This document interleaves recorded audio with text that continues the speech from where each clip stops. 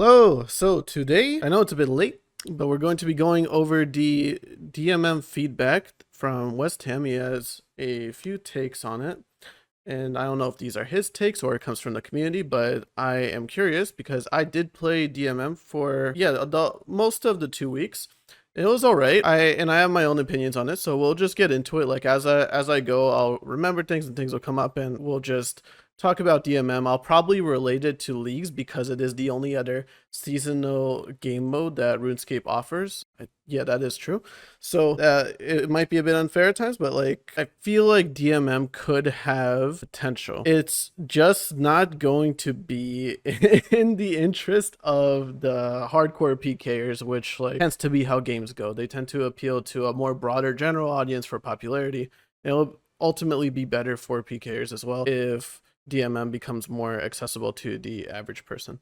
So I pulled this pastebin from Westham's Twitter on July 28th, so about a month ago, and he compiled a list of solutions, common issues for DMM while taking feedback from as many sides as possible. So this is like a well-rounded type of feedback thing. So we're just gonna read through this. It's only like 2 pages basically, and I'll give you my thoughts on it. So to make this clear, any form of permanent upgrades such as sigils and prayers should never be able to speedrun through swapping. It's divide how this issue should be tackled, but there are a few options. The sigil skill tree could be tied to DMM points when you spend them to unlock better sigils. These can be refunded at any point to change your sigils up.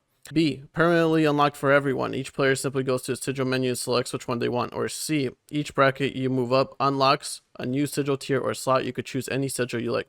So the thing is that there are DMM points current or in the most recent Deadman mode Armageddon. There is a point-based system, and there's no real incentive to participate in it if your goal is just to go and PK people. So what you would do is you would just take your cash, your capital on hand, swap it over, get huge gear upgrades, and then Deadman mode becomes like a win more system where you heavily play off inertia, such as I swap over, I get like chaos robes, I get all the runes, I get all the staffs, I get maybe a VLS even, or like a corrupted one of the corrupted weapons. Like a corrupted volatile nightmare staff is absolutely insane compared to an ancient staff, and there's like no in between. Considering that the whole game mode's like 2 weeks long, there's like almost no in between for the majority of the time. And that means that if you swap over, you get these huge upgrades. You can then bully people with less gear than you, and you continue to compound more and more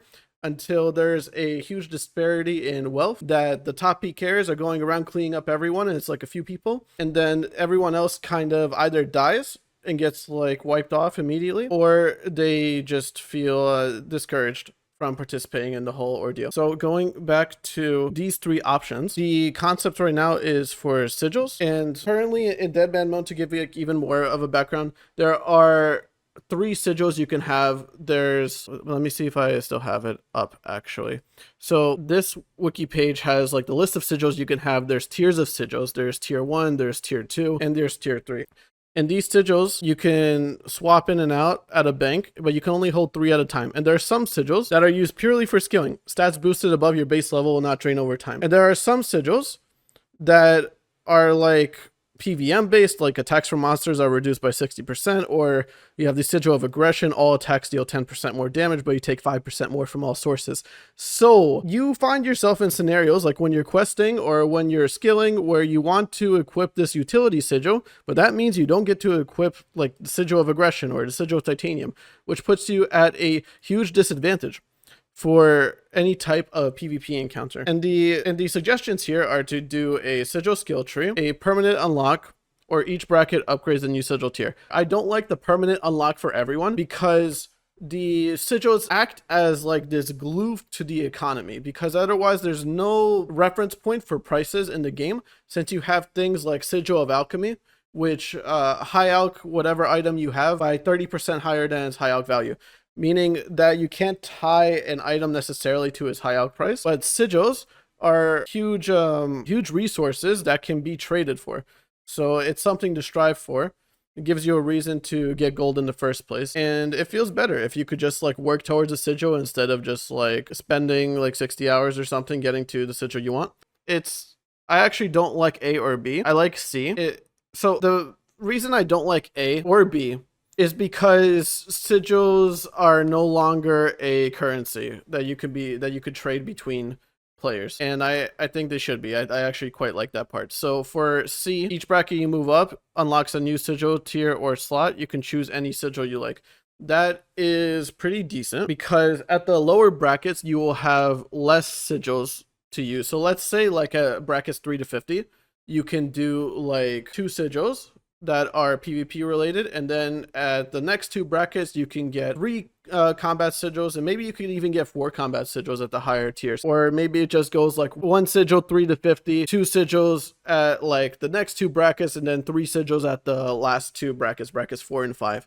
That could be a good way to approach this because it really downscales the power of the lower brackets, which makes it easier for new players to get into. My whole perspective from this feedback thread is to go in the direction of how do we allow more people to play Deadman mode, because ultimately, the more people that play Deadman mode, the more investment will go into the game mode, and the better the game mode will be for everyone to enjoy. So that is something that should be considered. This is not like a nerf to PKers, or just like how do we take away PKing from the game mode entirely. It is a way to allow more people to play so that you have more people to kill. All right, going on to the next one. Skilling sigils should have its own 2 separate slots. They should not be integrated with offensive and defensive sigils. No one on DMM enjoys being a defenseless fish. Doing a skilling activity already puts you at a disadvantage in terms of inventory layout. Encouraging anti-PKing or use of defense sigils to up their chances of survival should be of importance. That's really true. So a lot of the times, and I believe this is a massive L on Jagex's part. I don't know why they did this. They made it so that you can get any sigil from a skilling activity, which is really dumb. But not really dumb. The execution was really dumb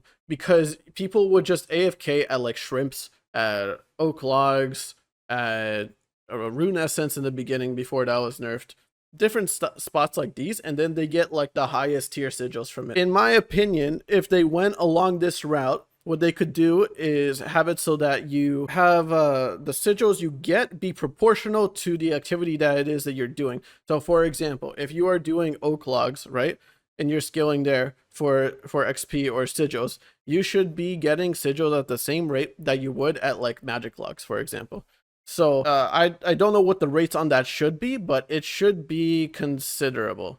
You shouldn't be able to just get, so currently to give even more context, previously it was like a 1 in 500 for each skilling activity to potentially get you a roll on the Deadman loot table, and this meant that anything you do really fast would get you more rolls. I don't necessarily disagree with like a 1 in 500 or something, but it should be the case that if you're doing magic trees, you're getting sigils maybe even faster, if not the same rate as someone who's doing oak logs. And this would nerf like skilling farming for sigils, which honestly wasn't good for the game anyway, in my opinion. But if you are doing skilling, then this idea of dividing the skilling and offensive sigils is really good, because you can actually do things that are not next to a safe zone and have a setup that is geared for AFK as well as for anti-PKing. So what I mean by this is that there's a remote storage. There is a sigil that people use called Sigil of remote storage, which means resources gathered will be automatically sent to your bank. And this is really, really powerful with Deadman mode, because you can just sit at a spot and have a full inventory of anti-PK gear ready. But if you could also have offensive sigils, you would heavily encourage anti-PKing, which lets more people play the game. So people that are skilling or anything like that, they can go in, do their skills, and then still feel like they're not going to be completely killed by anyone who runs up on them, that they actually have a fighting chance. And just for a little bit of transparency, it seems like anti-PKing is just the best way to play DMM in general. All right, moving on to let me see so I don't block this. Sigils. The aggression sigil makes no sense in my opinion. It should make you take more damage than you deal. That's the cost of it. If you want 10% extra damage, you're taking 15% more in return. A flat damage boost that has a higher upside than downside shouldn't be a thing. True. This makes sense.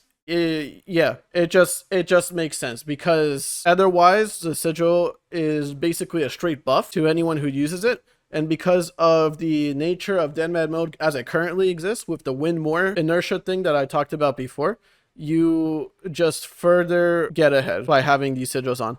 So by having it so that you have like 10% damage for aggression, but you take like 20% more damage, or for a sigil of rampart where you have a lot more defense, but you do less damage, that would be a good trade-off for that sigil. So that's not just like a flat buff. Yeah, I feel like that makes sense. It makes it very purposeful. So if you're using a sigil of aggression, it's because you're not really getting damaged that much. Or if you're using a sigil of rampart, it's because you want to tank, not because you want to actually like fight someone. So I agree with that. That just makes sense. So shout out. Rampart. These sigils shouldn't be usable as a PK. No defensive sigil should ever be usable as the hunter. There needs to be a difference made here. Plus 100 defensive bonus while being the aggressor shouldn't be a thing. Player versus player defensive sigils need to give reduced damage in PvP to a point where a PK will find it utterly useless while also remaining unaffected in PvM. Big shout out. Actually true. I heavily relied on this when I was PKing. I big time used this as a crutch. So even though this would be a nerf to my playstyle, I agree where you shouldn't. Yeah, it just makes sense. I just agree with this. Regardless, every DMM with sigils should have completely revamped sigils. Each new DMM should be fresh with little to no similarities to the previous one. I partly agree because some of the sigils are just like good. Like if you make a fire sigil, you should probably just like include it in every DMM. One that everyone likes. But to have like completely new sigils, although it would make DMM extremely unique every time, it might not be worth it. So I guess this is like a hindsight thing, because I think that if you have sigils that are absolutely straight fire, like these are just good sigils to have, like remote storage, for example, it would really suck if they just removed that, or the other sigils. Something that could be like rotated would be the wilderness weapons one, where all wildy weapons act the same outside of the wilderness. You could swap that out. That could be cool. But some of the sigils should remain like super core. And yeah, so I partly agree with this. Rigour and Augury. Currently, a major issue is the fact that a regular player might not even see Rigour or Augury, which is a flat out damage and defensive boost, while someone who swaps in will have it immediately. Putting people on the same playing field as possible is probably the most important aspect of DMM. Counter swapping by giving people at least some prayer seems like a needed change, even if it does devalue Cox slightly. The usual prayer drops could be replaced by just giving a different item on the purple table. Prayers should either be given for free or unlocked at a fair price at the emblem trader. Oh, and I was about to talk of the emblem trader, but next is Rearing, so I could talk about there. So I agree. Most people will not see Rigour or Augury, and Rigour and Augury become even more scarce as time goes on because they are one-time consumables per account, and they swap over to the permanent world. But the permanent world is like a super L, so no one really cares about that. The prayers themselves probably should be unlocked for everyone, because it really sucks that you can't ever get that damage boost. And the only way to really get it is either be in a clan and do chambers, buy it by swapping, or save all your money and then have the price hike up by the time you get there. So because DMM is so fast, let's say Augury costs like 50 mil. By the time you get 50 mil, maybe now it's 65 mil. And by the time you get 65 mil, now it's like 100 mil. It just keeps going up and up like that. And it's like forever out of reach for most players, which is also worse for PVMers, by the way. So we do have to put an emphasis on that PVMers literally are like the core base of DMM, and why it dies off is that most people who PVM either get killed or just like stop playing altogether. Yeah. So for Rigour and Augury, they should be free. I agree with this. I don't know how exactly, but they, even if you remove them from the chambers drop table, you get a better chance of getting like Ancestral or Dragon Claws. So it's just like a flat W for everyone. Regearing issue. Elite Void solved this at the cost of almost everyone being in the same gear whilst having very good offensive bonuses for low cost. I do think most of the issue came from teaming and broken mechanics like Jabs and Porcupine in full piss sets to take down anyone in full max, which has already been fixed. And they have a comment about not being available in lower brackets. Having it lost on death could also help the constant void rag. Okay. The emblem trader, which current breach drop rates, the tier 5s are literally useless. The tier 5s are money though. They are basically like banking money.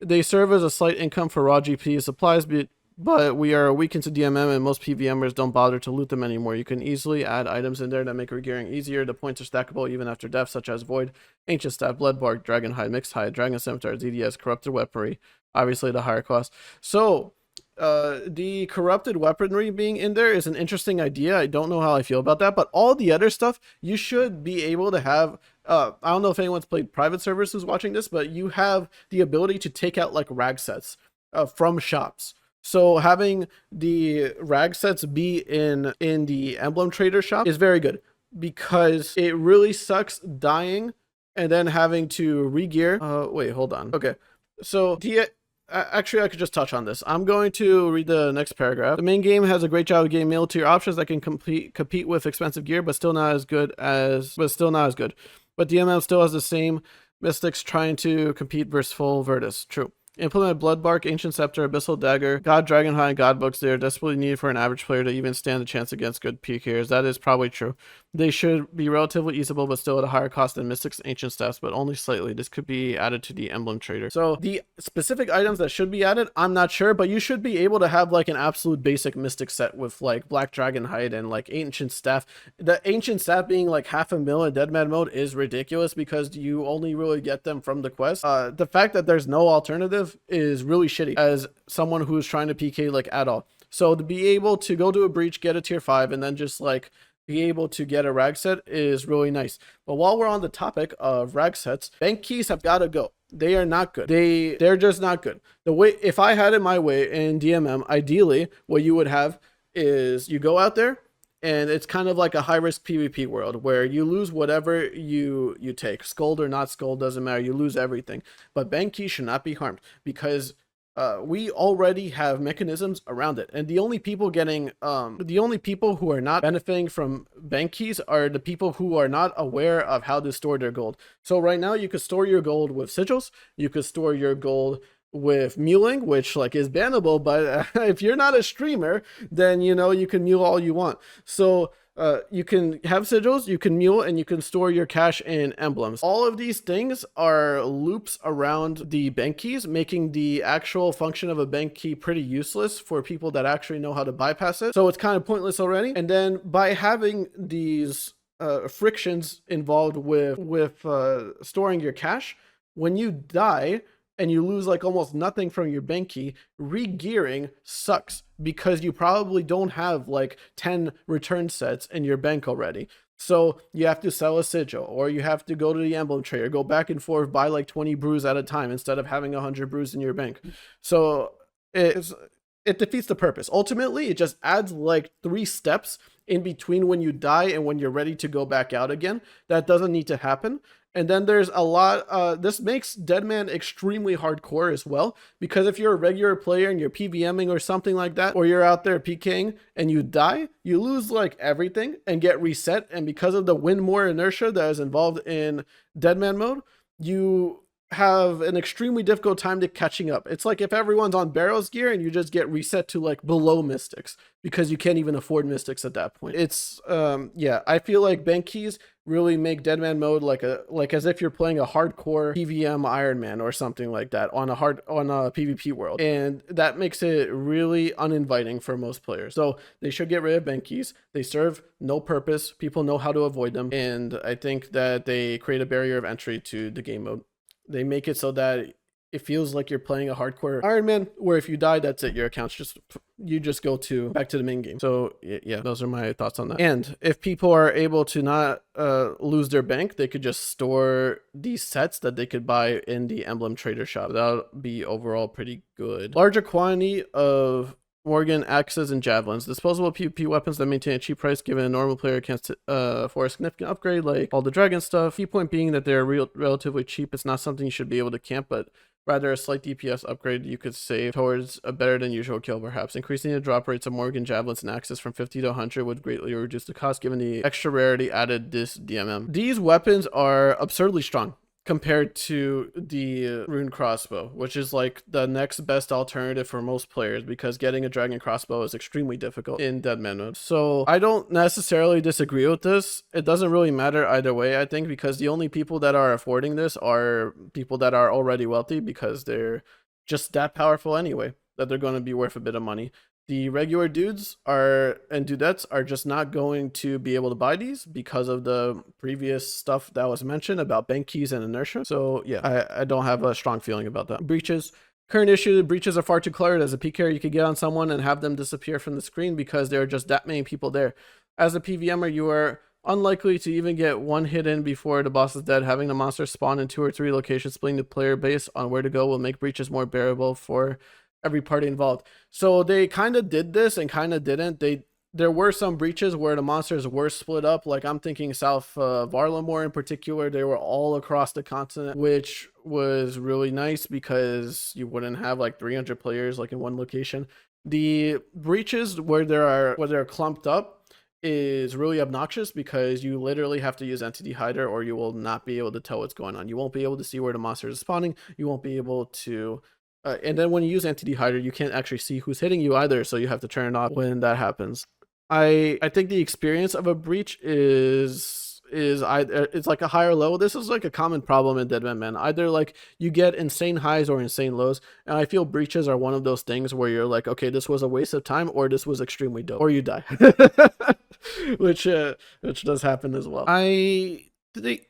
I think there should be more breaches, more random breaches. I don't like the idea of like scheduled breaches, but then again, there is merit to scheduled breaches. That could just be my bias. It would be nice if breaches were spread out more. I don't like the idea of like 300 players just like standing on top of one breach. I don't think that's healthy. They did have like actual breaches though that were spread out, like Lumbridge, Varlamore, Relica. All those places had, and even like Asgarnia, all those places had just like a huge miles of radius for monsters to be spawned in. The drops are way too rare. People argue last DMM it was too common. While I personally disagree, we can have a middle ground of last DMM and this one without it being one or the other. Most players this DMM didn't even get to see a drop, which is boring and unfair. Not to mention drops didn't hold their price that well. It almost felt like you were trying to get an LE, but instead of a 1 bill drop, you get a 20 mil old school. Yeah, I agree. The drops are way too rare.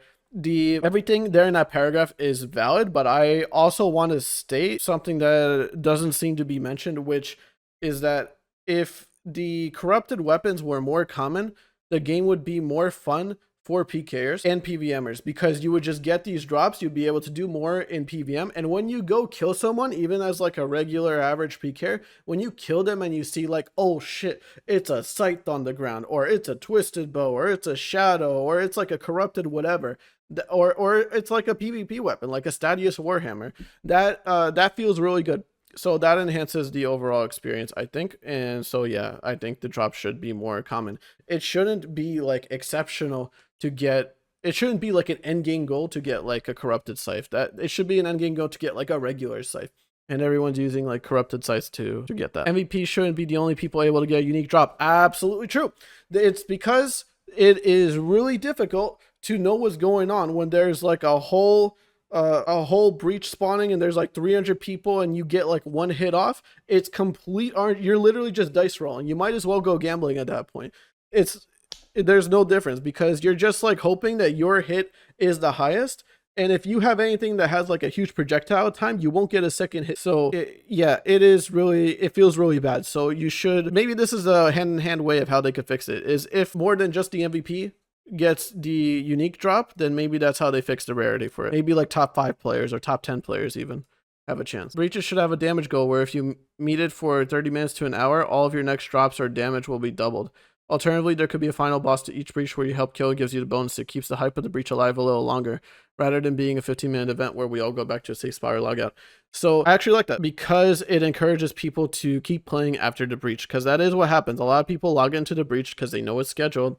They go there, and PKers go there because no one else is playing anywhere else, and then everyone leaves afterwards. So there's a whole bunch of reasons like why that is, but the core of this I like the idea where there's an incentive to stay after and there's a benefit to encourage you to keep playing afterwards too. I think that is pretty cool. Don't know exactly what it should be, but I like the idea. Let's see. My personal opinion on the drops are that last DMM was far more enjoyable because the gear was accessible. I drew a comparison of same kill, price difference. Yeah, so they're talking about the price difference of the rares, the breaches being more common, etc. People enjoy the game mode more if they have at least the ability to use the unique DMM items regardless. That's true. So one of the exciting parts of leagues is that you can go PVM with the most ridiculous setups, like 2-tick Scythe, 2-tick Shadow, 2-tick T-bow, all that stuff, 2-tick Ruby Bolts with like an infinite Zerai crossbow specs. All that stuff is really fun. And the fact that most people will not be able to use a corrupted